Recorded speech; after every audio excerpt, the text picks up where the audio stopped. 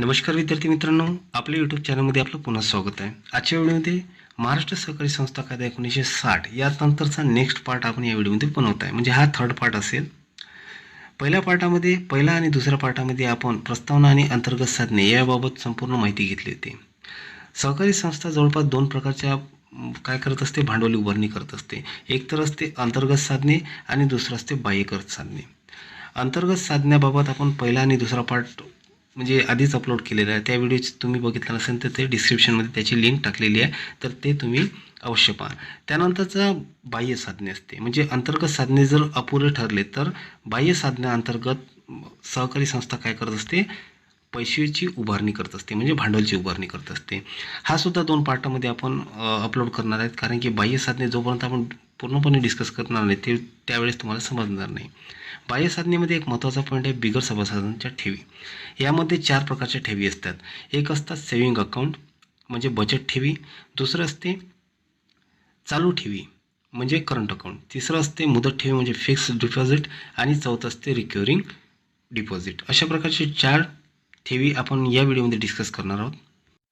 तर यामधला पहिल्या नंबरचे खाते आहे बचत ठेवी आणि दुसऱ्या नंबरचे आहे चालू ठेवी. या दोघांमध्ये कंपॅरिझन थ्रू आपण याचा अभ्यास करण्याचा प्रयत्न करूया. बचत ठेवी म्हणजे काय असते की सर्वसामान्य कोणताही व्यक्ती ते उघडू शकते आणि त्याची एक ठराविक रक्कम असते जी बँकेमध्ये जमा करून त्याचे खाते उघडले जाते. मग ते 100 रुपये असो किंवा 500 रुपये असो. प्रत्येक नॅशनलाइज बँक हे 500 रुपीज जमा करून आपलं नवीन खातं उघडले जाते. परंतु आपण ज्या विषयाबाबत विचार करताय त्या विषयाला काय म्हटलं जातं, सहकार. सहकारमध्ये एक पतसंस्था असते, सहकारी पतसंस्था म्हटले जाते. त्यामध्ये त्यांची रक्कम 100 असू शकते किंवा 200 रुपयेसुद्धा असू शकते. ते भरून ते त्या बँकेमध्ये काय केले जाते, खाते उघडले जाते.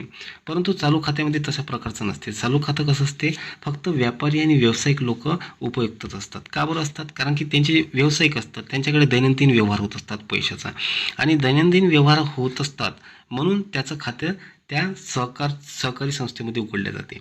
आता जनरली जे काही नॉर्मल नॅशनलाइज बँकेज आहे किंवा सहकारी या दोघांचा जर फरक केला तर चालू खात्यामध्ये काय फरक पडते की सहकारमध्ये असं आहे की चालू खाते हे व्यवसाय संस्था, कंपनी किंवा संस्थाच उघडू शकते.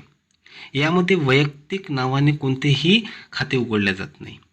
आणि तेच जर कंपॅरिझन केले आपण नॅशनलाइज बँक जसं स्टेट बँक, इंडियन बँक, कोणतीही युनियन बँक, तर त्या बँकेमध्ये कोणीही वैयक्तिक खातंसुद्धा करंट डिपॉझिट म्हणून उघडू शकतात. पुन्हा वळूया आपण बचत ठेवीकडे. बचत ठेवी सुरू ठेवण्यासाठी ठराविक रक्कम शिल्लक ठेवावी लागते. जसं आता म्हणजे RBIने एक लिमिटेशन्स केली होती की कमीत कमी खात्यामध्ये 500 रुपये असणे गरजेचे आहे. परंतु आता काय केलेलं आहे, बचत ठेवीवर सुद्धा ATM cards, net banking, mobile banking आणि NEFT अशा प्रकारच्या सुविधा प्रोव्हाइड केलेल्या आहे लोकांना. त्यामुळे काय आहे, म्हणजे समजा बँकेमध्ये 500 रुपीज जरी असले तर तो काय करतो, व्यक्ती ATM कार्डमधून तो विड्रॉल मारू शकतो. मग जेव्हा तो 500 रुपये विड्रॉल करतो ATMमधून तेव्हा त्याच्या अकाउंटमध्ये 0 असू शकते, 25 रुपीज, 24 रुपीज, समथिंग कसे पैसे तो ठेवून उघडू शकते. मग याचा बेनिफिट्स होतो का नुकसानच होते ग्राहकांना? जेव्हा तो व्यक्ती 500पेक्षा कमी मेंटेनन्स ठेवतो अकाउंटमध्ये तर त्याच्याकडून काय चुका उचलल्या जाते. म्हणून या चुकीपासून बँक काय करत असते, त्याचे चार्जेस घेत असतात त्या ग्राहकाकडून. समजा जर तुमच्या अकाउंटमधून तुम्ही 500 रुपयाच्या कमी जर रक्कम मेंटेनन्स ठेवली आणि अचानक जर समजा तुमच्या अकाउंटमध्ये तुम्ही पैसे भरले किंवा 1000 रुपये भरले किंवा 2000 रुपये भरले तर काय होते, बँका त्या पैशामधून काही ठराविक रक्कम चार्जेस म्हणून काढतात. ते चार्जेस कधी कधी तुम्हाला मेसेज येतो अकाउंटमध्ये की तुमचे 128 रुपये, 120 रुपये अशा टाईपचे कटले जाते. तर त्याचं तेच एक रिझन आहे की तुम्ही मेंटेनन्स ठेवत नाही अकाउंट. जेव्हा ते मेंटेनन्स अकाउंट राहत नाही तर ते काटत असतात. जर मेंटेनन्स समजा जर ते अकाउंट मेंटेनन्स असेल, एक सेविंग अकाउंट आहे तुमचं आणि ते तुम्ही दरवर्षी मेंटेन ठेवता, 500 रुपयाच्या खाली अकाउंट ठेवत नाही, तर ठराविक रक्कमवर दरवर्षी एखादी बँक 4 ते 5% वार्षिक व्याज देत असते. तर हे सहकारी बाबत आपण विचार करताय आणि असे व्याज महिन्याला जी रक्कम शिल्लक राहते त्यावर सुद्धा दिले जाते. आणि ही वार्षिक मेंटेनन्स असते. तुम्हाला कधी कधी असं 2 रुपये किंवा 4 रुपये किंवा 12 रुपये असे जमा झालेले दिसते. क्रेडिट अकाउंटमध्ये जमा होते. तर त्याचं एकच कारण आहे की ते कोणाकोणाचं म्हणजे एक तर अकाउंट मेंटेनन्स असते किंवा नसते. एक लिमिटेशन अशी आहे की 50,000च्या अंडरमध्ये तुम्ही पैसे काढू शकतात. सहकारी संस्थेमध्ये, कोणत्याही सहकारी संस्थेमध्ये तुमचे जर अकाउंटमध्ये भरपूर पैसे असेल, 1,00,000, 2,00,000, 3,00,000, तर त्या 3,00,000पर्यंत तुम्ही दैनंदिन व्यवहारामध्ये तुम्ही जर गेले त्या सहकारी संस्थेमध्ये, तर त्या सहकारी संस्थेमध्ये 50,000च्या आत तुम्ही म्हणजे पैसा काढू शकतो. परंतु तुम्हाला जर 50,000पेक्षा जर जास्त रकमेची गरज असेल तर त्याला पॅन कार्डची आवश्यकता असते. पॅन कार्ड हे कंपल्सरी करण्यात आलेलं आहे नवीन कायद्यानुसार. ठीक आहे, म्हणजे हे बचत खात्याबद्दल आपण विचार करताय. चालू खात्यामध्ये अशा प्रकारचे कोणतेच लिमिटेशन नाही. यामध्ये एक चेकबुक्स दिले जाते आणि चालू ठेवीदाराला दर महिन्याला खात्यातील तपशील म्हणजे एक प्रकारचं विवरणपत्र देते. म्हणजे जे काही तुमच्याजवळ अकाउंटचं पासबुक असते तर ते प्रत्येक महिन्याला ते बँक काय करत असते, अपडेट करत असते. ठीक आहे. चालू ठेवीवर दैनंदिन व्यवहारात किती वेळा रक्कम ठेवता किंवा काढता येते. या खातेदाराला खात्यातून चेक्सद्वारे रक्कम केव्हाही काढता येते. ठीक आहे. आता कसं असते, कधी कधी कोणाकडे ATM कार्ड नसेल तर तो काय करतो, एक स्लिप भरतो. सेव्हिंग अकाउंटबद्दल विचार करताय आणि हे सेव्हिंग अकाउंट आणि करंट अकाउंटचं दोघंचं सेमच आहे. फरक एवढाच आहे की करंट अकाउंट हा व्यापारी आणि व्यावसायिक काढल्या जाते, तर म्हणजे सेव्हिंग अकाउंट हे फक्त पगारधारक, कामगार लोक आणि मध्यम वर्ग लोक काढत असतात. ज्यांचे पगार मंथली होतात तेच फक्त सेव्हिंग अकाउंट काढतात. आता डेली म्हणजे जे काही पगारधारक असतात ते डेली अकाउंट मेंटेनन्स ठेवू शकतात का, नाही, ते ठेवू शकत नाही. म्हणून त्यांना कोणतं अकाउंट मिळत नाही, करंट डिपॉझिट अकाउंट मिळत नाही. ठीक आहे, एवढं तुम्हाला समजलं. आता या दोघांच्या कंपॅरिझनवर तुम्हाला थोडंफार काहीतरी आयडिया आलीच असेल. ठीक आहे. चालू ठेवीवर काही अटी आणि शर्तीवर बँक अधिविकर्ष सवलत देते. चालू ठेवीवर असं असते की आता कसं असते, प्रत्येक व्यक्ती हा म्हणजे व्यावसायिक असो की व्यापारी असो, तो काय करतो, डेली त्या बँकेकडे पैसा जमा करतो. बँकेकडे पैसा जमा केला म्हणजे काय होते, बँकेकडे पैसा येतो. बँक तो पैशाचा व्यवहार अदर्स कोणाला तरी देतो. त्यामुळे त्याला पैशाची म्हणजे बँकेची काय होते, पैशाची एक गरज पूर्ण होते. म्हणून करंट डिपॉझिट धारकांना एक प्रकारची सवलत दिली जाते. या ठेवीतून कोणत्याही दिवशी कितीही रक्कम बँकेतून खातेदाराला द्यावी लागत असल्यामुळे अशा ठेवीमध्ये जमा असलेली रक्कम कर्ज देण्याकरिता बँकेला उपयुक्त ठरत नाही. त्यामुळे अशा ठेवीवर काही बँका व्याज देत नाही, अथवा दिल्यास काही बँका अल्प दराने व्याज देतात. म्हणजे असं आहे की हे रोजच्या रोजचा व्यवहार असल्यामुळे ते जास्त करून काही म्हणजे कर्ज देत नाही, आणि दिला तर त्यांना व्याज देत नाही. आणि समजा जर व्याज दिला तर त्याचे दर जे काही म्हणजे डेली असते ते त्याच्यापेक्षा कमी असते. चालू ठेव खाते सुरू ठेवण्यासाठी त्यामध्ये ठराविक रक्कम शिल्लक ठेवणे आवश्यक असते. जसं आपण इथं सांगितलेलं आहे की 500 रुपये, 500 रुपीज. करंट अकाउंटचं तसं नसते, वेगवेगळं असते. वेगवेगळ्या बँकेची वेगवेगळी पॉलिसी असते. आता समजा एखादी सहकारी संस्था असेल, त्याची लिमिटेशन्स 500 असन किंवा 1000 असन, 2000 असन, 5000 असन, तर असं असते. तुम्ही क्रेडिट कार्डचं नाव ऐकलं असेल. क्रेडिट कार्ड म्हणजे काय असते, क्रेडिट कार्डचं असं असते की त्याच्यामध्ये कोणत्या ना कोणत्या अमाऊंटची अशी मेंटेनन्स ठेवावी लागते. आणि क्रेडिट कार्ड जो काही धारक असतात त्यांना एक प्रकारचे व्याज बँकेला द्यावे लागतात. बँक त्या क्रेडिट धारकांना पैसे देत नाही, व्याज देत नाही, तर त्या क्रेडिट धारकाकडून बँकेला व्याज द्यावे लागतात. चालू ठेव खाते सुरू ठेवण्यासाठी त्यामध्ये ठराविक रक्कम शिल्लक ठेवणे आवश्यक आहे. धनादेश, हुंडी, ड्राफ्ट, लाभांश, अधिपत्र इत्यादी चालू खात्यामध्ये जमा करता येतात. धनादेश म्हणजे चेक्स वगैरे राहतात, हुंडी राहतात, ड्राफ्ट्स राहतात, डिमांड ड्राफ्ट्स राहतात किंवा लाभांश राहतात. त्यानंतरचा तिसरा पॉईंट आहे मुदत ठेवी आणि पुनरावर्ती ठेवी. या दोघांचा जर विचार केला तर जवळपास हे दोन्हीही अकाउंट एकसारखे वाटतात, परंतु तसे राहत नाही. मुदत ठेवी हे फिक्स डिपॉझिट असतात आणि एक ठराविक कालावधीसाठी मुदत ठेवी म्हणून बँकेकडे जमा करून ठेवतात.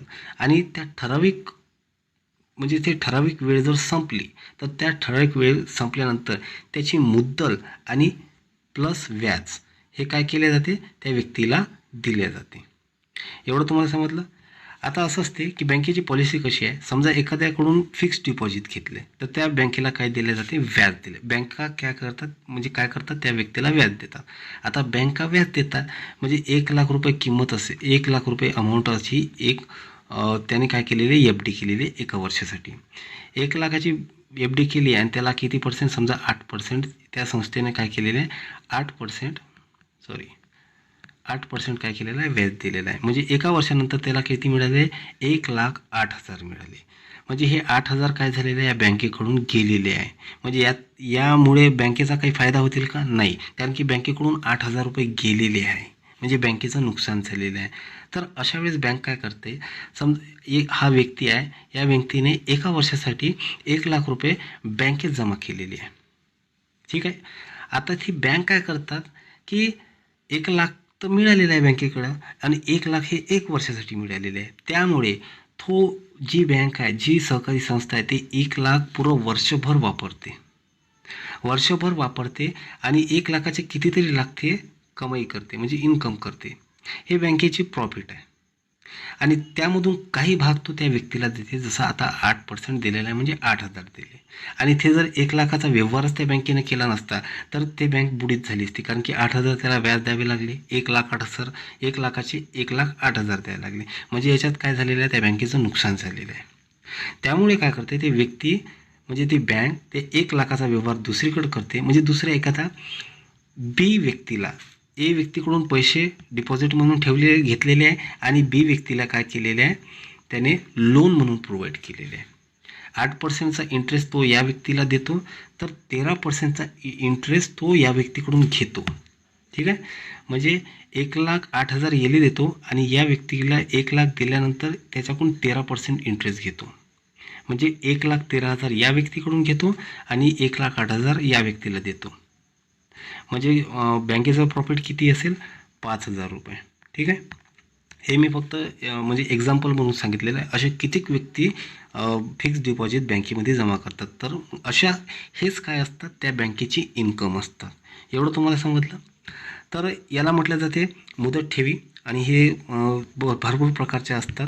विशिष्ट कालावधीसाठी ठेवलेल्या मुदत ठेवीतून खातेदाराला मुदत संपल्यानंतर रक्कम काढता येत नाही. म्हणजे मुदत संपल्याशिवाय त्याला रक्कम काढता येत नाही. म्हणजे 1 वर्षासाठी ठेवली तर 1 वर्षासाठी ठेवली आणि त्यामध्ये त्याने जर एफ डी तोडली, म्हणजे एफ डीतून पैसा काढला, तर त्याला कोणत्याही प्रकारचे व्याज मिळत नाही आणि मिळाले तरी ते अल्पदर असते. ठीक आहे. मुदत ठेवीदाराला बँकेला पूर्वसूचना देऊनच मुदत ठेवीची संपूर्ण रक्कम मुदतीपूर्वी काढू शकतो. परंतु अशा परिस्थितीत जेवढ्या कालावधीसाठी रक्कम त्या खात्यात ठेवली असते, तो कालावधी लक्षात घेऊन बँकेच्या नियमावरून मुदत ठेवीवर व्याज दिले जाते. मुदत ठेवीदाराला बँकेमार्फत मुदत ठेव पावती दिली जाते आणि धनादेश पुस्तकाने किंवा म्हणजे या प्रकारचे कोणतेही पुस्तक किंवा पासबुक दिले जात नाही. म्हणजे एक प्रकारची फक्त पावती दिली जाते, त्यांना पासबुक मिळत नाही. मुदत ठेव पावती ही कोणत्याही व्यक्तीला हस्तांतरित करता येत नाही, ते इतरांना विकतासुद्धा येत नाही. म्हणजे समजा जर मुदत ठेव दिली आणि त्याला एक पावती दिली तर त्या पावतीचा कोणताही उपयोग होत नाही. मुदत ठेवीचा कालावधी पूर्ण झाल्यानंतर बँक मुदत ठेवीदाराला ठेवीची रक्कम व्याजासहित देते. मुदत ठेवीवर तात्पुरती आर्थिक अडचण दूर करण्याकरिता मुदत ठेव पावती बँकेकडे तारण म्हणून ठेवता येते. म्हणजे समजा जर आता 1,00,000चा लोन, 1,00,000चं त्याने एफ डी केलेली आहे आणि त्याला मध्येच काय झालेलं आहे, पैशाची गरज पडली आहे, तर तो काय करू शकतो, ते जी काही पावती बँकेकडून त्याला प्रोव्हाइड झालेली आहे, तर तो काय करतो, पावती बँकेकडे गहाण ठेवतो आणि त्यातली मिनिमम अमाऊंट तो तेथून व्याजसहित, म्हणजे कर्जाच्या मार्फत तो घेतो. मुदत संपल्यानंतर खाते बंद होते. मुदत ठेवीचा कालावधी पूर्ण झाल्यानंतर नियम अटीनुसार त्याला मुद्दल आणि सोबत व्याज त्याला दिले जाते. त्यानंतरचा पॉईंट आहे पुनरावर्तित ठेवी, म्हणजे रिक्युरंट डिपॉझिट. रिक्युरंट डिपॉझिटचं तुम्हाला एक सिम्पलचं एक उदाहरण देतो की एक तुम्ही VC नावाचा विषय ऐकला असेल की दरमहा हे काय केले जाते, एक स्पेसिफिक अमाऊंट भरले जाते. आपण फॉर एक्झाम्पल घेऊया, आणि हे खूप लहानात लहान एक प्रकारची रक्कम असते. जसं आता दरमहा भरावी लागतात, यामध्ये 100 रुपये सांगितलेले आहे. आपण फॉर एक्झाम्पल घेऊया, 500 रुपये दरमहा तो काय करताय, त्या पतसंस्थेमध्ये जमा करत आहे आणि ते एका वार्षिक, समजा 1 वर्ष असू शकते, 5 वर्ष, अशा प्रकारची मुदत असते आणि त्याला ते दरमहा भरायचे आहे. म्हणजे एकट्या फिक्स्ड डिपॉझिटमध्ये काय करावं लागत होतं, एकट्या पैसे जमा करावे लागत होते आणि ते पैसे कधी मिळत होते त्याला, 1 वर्षानंतर व्याजासहित. त्याच्यानंतर म्हणजे 1 वर्षापर्यंत तो कोणत्याही प्रकारचा व्यवहार करत नव्हता. सरळ 1,00,000 रुपये होते आणि बँकेमध्ये त्याने जमा केले होते. परंतु रिक्युरंट डिपॉझिटमध्ये असं असते की समजा 60,000ची वार्षिक जर त्याला डिपॉझिट करायचे आहे 60,000 रुपये, तर मंथली त्याचं काय पडते, त्याचा मंथली महिना पडतील 500 रुपये, ठीक आहे. आणि तो कंटिन्युअसली 1 वर्ष भरत आहे. अचानक काय झालेलं आहे, 6 महिन्यापासून म्हणजे 6 महिने झालेले आहे, म्हणजे 1 वर्ष कंप्लीट व्हायचीच आहे आणि 6 महिन्याच्या आधीच म्हणजे अशी काही सिच्युएशन झाली आहे की तो भरू शकत नसेल आणि त्याच्या अकाउंटमध्ये 6,000 ऐवजी 3,000 जमा झाले. आता 6 महिन्याचे 500 रुपयाचे किती होतील, 3,000 रुपये होतील. तर रिकव्हरिंग डिपॉझिटचा असा एक प्रकारचं नुकसान असते की तो 7व्या महिन्यात त्याचे पैसे काढू शकत नाही. जे काही 3,000 रुपये त्याची रिमेनिंग अमाऊंट जमा झालेली आहे, सरप्लस अमाऊंट तिथे जमा झालेली आहे. त्यानंतर तो भरू शकला नाही 7वा महिना, 8वा महिना किंवा 9वा महिना, तर त्याला 7व्या महिन्यात किंवा 8व्या महिन्यात पैसे मिळत नाही. जोपर्यंत त्याची 1 वर्षाची मुदत कंप्लीट होत नाही तोपर्यंत तो हे 3,000 रुपये काढू शकत नाही. प्रत्येक संस्थेचे वेगवेगळा इंटरेस्ट रेशो असते. एखादी संस्था इंटरेस्ट देऊ बी शकते किंवा नाही पण देऊ शकत. समजा 3,000 त्याला वाटला की तुम्ही मधातून बंद केले आहे त्यामुळे तुम्हाला कोणत्याही प्रकारचा इंटरेस्ट मिळत नाही, तर तो काय करतील, 3,000 रुपये देऊन त्याच्या हातातून आणि त्याला म्हणतील की आता तुमचं जे काही लिमिटेशन्स होतं ते संपलेलं आहे. तर अशा प्रकारचे काय केले जाते, रिकव्हरिंग डिपॉझिट. म्हणजे या दोघांचं जर कंपॅरिझन केलं तर काय होतील, फिक्स्ड डिपॉझिटमध्ये सरळ 1 लाख म्हणजे जे काही अमाऊंट आहे ते सरळ त्या कालावधीसाठी ठेवले जाते. म्हणजे त्याच्यामध्ये कोणत्याही प्रकारचा व्यवहार बँकेशी करत नाही. सरळ कालावधी संपल्यानंतर त्याला व्याजासहित ती अमाऊंट मिळून जाते. परंतु रिकव्हरिंग डिपॉझिटमध्ये असं असते की दरमहा त्याला पैसे भरावे लागते आणि वर्षाचा जर रेशो असेल तर त्याला अशा प्रकारचा एक शेवटपर्यंत त्याला भरल्या जाते. समजा जर मग तो एखादा व्यक्ती जर वर्षापर्यंत त्याने 6,000 कंप्लीट केले, म्हणजे जो काही महिना असते 500 रुपये आणि 1 वर्ष कंप्लीट केले तर त्याला त्याचा व्याजसुद्धा मिळते. तर अशा प्रकारचे हे दोन्ही काही पार्ट आपण बघितलेले आहे आणि याचे काही छोटे पॉईंट्स आहेत ते सुद्धा आपण क्लिअर करूया. या ठेवीचा व्याजदर बचत ठेवीपेक्षा अधिक परंतु मुदत ठेवीपेक्षा तुलनेनं कमी असते. म्हणजे सेव्हिंग अकाउंटपेक्षा जास्त आणि फिक्स्ड डिपॉझिट अकाउंटपेक्षा कमी. पुनरावर्ती ठेवीचा ठराविक कालावधी पूर्ण होण्यापूर्वी व्याज दिले जात नाही, जसं आपण आधीच सांगितलेलं आहे. जर पुनरावर्ती ठेवीदाराने या ठेवीमध्ये दरमहा भरावा लागणाऱ्या ठेवीचा हप्ता बंद केला, जसं आपण सांगितलं आहे, त्याला सदर ठेवीची मुदत संपल्यानंतर बरोबर पॉईंट पहा, त्याला सदर ठेवीची मुदत संपल्यानंतर म्हणजे त्याने मध्ये 6 महिन्याच्या आधी जरी तो हप्ता बंद केला तरी त्याला 1 वर्षापर्यंत थांबावीच लागेल. तर हे संपल्यानंतर त्याला ठराविक रक्कम दिली जाते आणि बँकेच्या म्हणजे सहकारी पतसंस्थेच्या कायद्यानुसार त्याला व्याज दिले जाते. कोणती देते, कोणती देत नाही. पुनरावर्ती ठेवीदार त्याच्या चालू ठेवीमधून किंवा बचत ठेवीतून ठराविक रक्कम दरमहा नियमितपणे पुनरावर्ती ठेवीमध्ये वर्ग करावं लागतं. म्हणजे जसं आपण सांगितलं की दर महिने त्याला 500 म्हणजे त्याला 500 रुपये त्याची जर किंमत असेल, 500 असते, 1000 असते, कितीही रक्कम असू शकते, त्याला दरमहा तेवढीच रक्कम भरावी लागते. जसं समजा जर तुम्ही एखादी गाडी घेतली असेल किंवा एखादा मोबाईल वगैरे परचेस केला असेल आणि तो जर EMIवर परचेस केला असेल तर एक ठराविक रक्कम असते, त्याला दरमहा त्या दुकानदाराकडे किंवा एखाद्या गाडीच्या शोरूमवाल्याकडे तर तो EMI भरावा लागते. सेम तसंच असते, EMI सारखंच असते की त्याला ते अमाऊंट ठराविक त्या म्हणजे संस्थेमध्ये जमा करावी लागते. कोर बँकिंग पद्धतीनुसार दरमहा पुनरावर्ती ठेवीचा हप्ता बँकेकडे कोणत्याही शाखेत भरला जातो. कोर बँकिंगने सुद्धा तो पैसा तिथे भरला शकतो. म्हणजे एखादा व्यक्ती तिथे अवेलेबल नसेल तर तो वेगळ्या कोणत्याही शाखेतून पैसा तो भरू शकतो. ठेवीदार त्याच्या तात्पुरती पैशाची गरज दूर करण्यासाठी या ठेवीत जमा झालेल्या रकमेत जास्तीत जास्त 90% रक्कम काढू शकतो. आता समजा जर 1 वर्ष पूर्ण होण्याआधी म्हणजे 9 महिने झाले, समजा 9 महिन्यात त्याची काहीतरी ठराविक रक्कम जर जमा झाली असेल तर त्या ठराविक रक्कमपैकी तो 90% रक्कम काढू शकतो. तर ही एक बेनिफिट्स आहे या रिकव्हरिंग डिपॉझिटचा. त्यानंतरचा 5वा पॉईंट आहे इतर ठेवी. जे या 4 पॉईंट्समध्ये भरत नाही तर ते संपूर्ण कशामध्ये येतात, इतर पॉईंट्स म्हणजे अदर डिपॉझिटमध्ये. त्यामध्ये वेगवेगळी म्हणजे एक स्कीमा असते, जसे प्रत्येक सणासुदीच्या काही ठेवी असतात, पिगवी ठेवी असतात, मृत्युंजय ठेवी असतात, धनवर्धिनी ठेवी असतात इत्यादी. संपूर्ण जी काही विशेषता असते तर ते सहकारी बँकेमार्फत स्वीकारले जातात. तर पॉईंट हे आपण जे काही आता यानंतरचे जे आहे कर्ज आणि अग्रिम नंतरचे तर ते नेक्स्ट व्हिडिओमध्ये आपण कंप्लीट करूया. व्हिडिओ आतापर्यंत जर तुम्हाला आवडला असेल तर व्हिडिओला लाईक करा, शेअर करा आणि सबस्क्राईब करा.